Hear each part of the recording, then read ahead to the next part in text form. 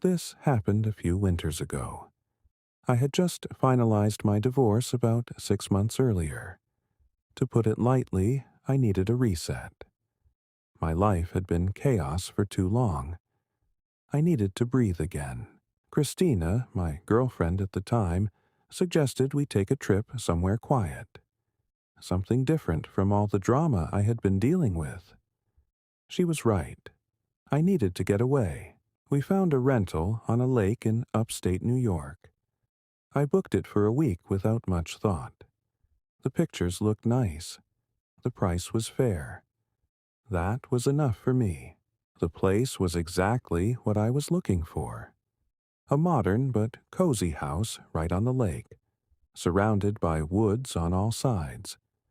Only a handful of other properties scattered along the shoreline. Most of them were empty. It wasn't exactly peak season for lakefront living. I welcomed that, though. I really just wanted to be as far from civilization as possible. No people, no noise, just peace. The host wasn't going to be there, but he gave us detailed instructions on where to find the keys. Some stuff about the house.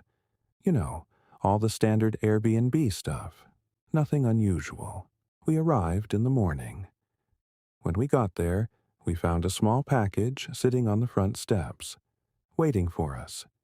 There was no return address, just a little handwritten note. The note said, "Enjoy your stay. Make sure to stay warm." That part was kind of cute. But there was something else in the package. A tiny box of matches. Weird, but we didn't think much of it. We figured it was some kind of welcome gift. A weird one, but harmless enough. Christina laughed and made a joke about how upstate people have always been a little odd. And that was that. The next 2 days were exactly what we wanted. Long hikes through the snow, hot drinks by the fireplace, total peace and quiet. No phones, no stress, just us and the winter landscape. Oh, I should probably mention that the snow had been steadily falling since we arrived. Not quite a blizzard. There wasn't that much wind or fog, but there was enough snow to make the landscape feel untouched. It was perfect. I think it's a good time to describe the layout of the house, at least somewhat. The master bedroom where we slept was on the second floor. It had massive windows across from the bed that overlooked the lake. The roof, or at least the windows, must have been pretty thin. We could hear the patter of snowflakes from inside. That was a really nice touch. There was also a skylight, so we could fall asleep to the beautiful sky and snow. Sometime after midnight on the third night, I woke up to a sound. It was barely audible over the wind and snow. The first thing I noticed was actually the storm. The snowfall had gotten considerably heavier since I fell asleep. The outdoors was starting to resemble more of a blizzard. I shifted my focus back to the sound and realized why it stuck out. It sounded man-made, almost mechanical, unlike the natural sounds you'd expect to hear in the wilderness. I quietly got out of bed, careful not to wake Christina.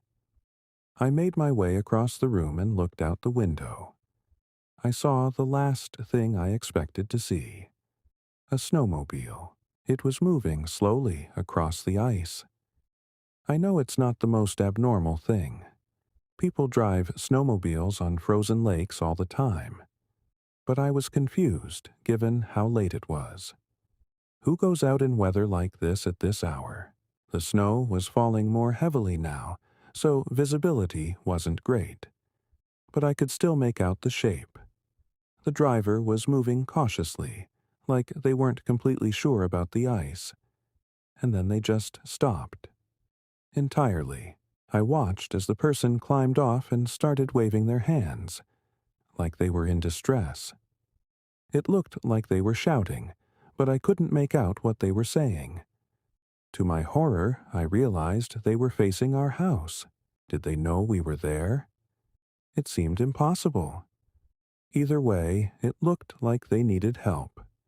So I woke Christina and told her what was happening.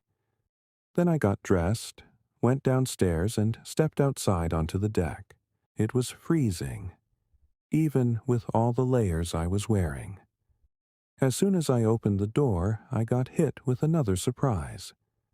The person on the ice was a woman. I could tell because she was shouting for help.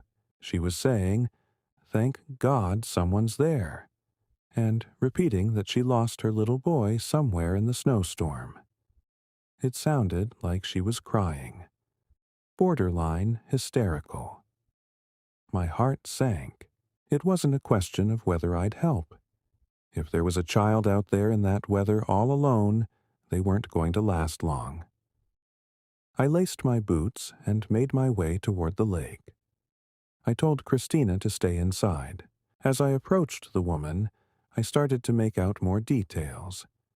She was bundled up in a thick fur coat. Her hair was pulled back into a tight braid. The ice was completely solid. There wasn't even a chance of falling through. I started to relax, knowing that it would have been impossible for that little boy to have fallen through. As I got closer, she said that he had run away from home and that she was looking for him. That statement gave me pause. I had expected her to say something like he had fallen off her snowmobile and she hadn't noticed. Then I started to think about how ridiculous even that story was. How do you not notice your own kid falling off a snowmobile? The adrenaline must have been clouding my judgment. I hadn't even thought about that until right then. I was just about to ask her for more details when she said something that literally made me freeze. She asked me if I still got those matches, and I could tell she was smiling. For a split second, I had no idea what she was talking about. And then it all clicked at once. The matches. That package from the first day. The note. She had left it. Not our host. She had been watching us the whole time. She knew we were coming. She knew we would be there. Before I could react, she reached into her coat and pulled out a gun. She demanded my wallet and phone. I gave them to her. I had no other choice. My hands were shaking. My heart was pounding. The whole interaction happened within the span of not even 30 seconds. Without another word, she climbed back onto the snowmobile and disappeared into the whiteout. Gone. Like she was never there. As she was speeding away, I turned toward the house and ran as fast as I could on the ice. I was shouting for Christina to call the police the whole time. She was already on the phone with them when I finally made it back. I locked the doors and paced the room, still shaking. I kept looking outside, half expecting to see that snowmobile circling back. Coming for us, finishing whatever she started. The cops showed up about an hour later. By that point, the fresh snowfall had already covered any tracks that woman had left behind. Christina was hysterical, but I was mostly angry. I had come here for peace. There was hope, though. I couldn't think of a reliable way that woman had gotten her snowmobile onto the lake. So I expected the police to at least find the vehicle abandoned somewhere. Unfortunately, I was wrong. The police searched the area and found an old boat ramp on the far side of the lake. Their best guess was that she had come from there. I was furious and insisted they keep looking. But they told me the same thing I already knew. There wasn't much they could do. Even if she left something behind, they'd never find it in all the snow. With Christina's help, I tried tracking my phone. But by that point, it was already offline. Dead. The one good thing was that the Airbnb host refunded the entire trip. He sounded genuine on the phone. He confirmed that he knew nothing about a welcome package. But something didn't sit right with me. How could that woman have possibly known we'd be staying there? And why go to such elaborate lengths just for a simple robbery? I couldn't help but think the host had something to do with it, but I had no proof. Airbnb was useless. I know I've always been a paranoid guy, but for the longest time after that, I couldn't help but feel that my ex-wife had something to do with it. It honestly makes me angry writing about this. I have no idea why someone would do all of that just for a wallet and phone, unless they were seriously messed up in the head and got some kind of sick pleasure out of it. I still think about that woman's smile. She knew exactly what she was doing.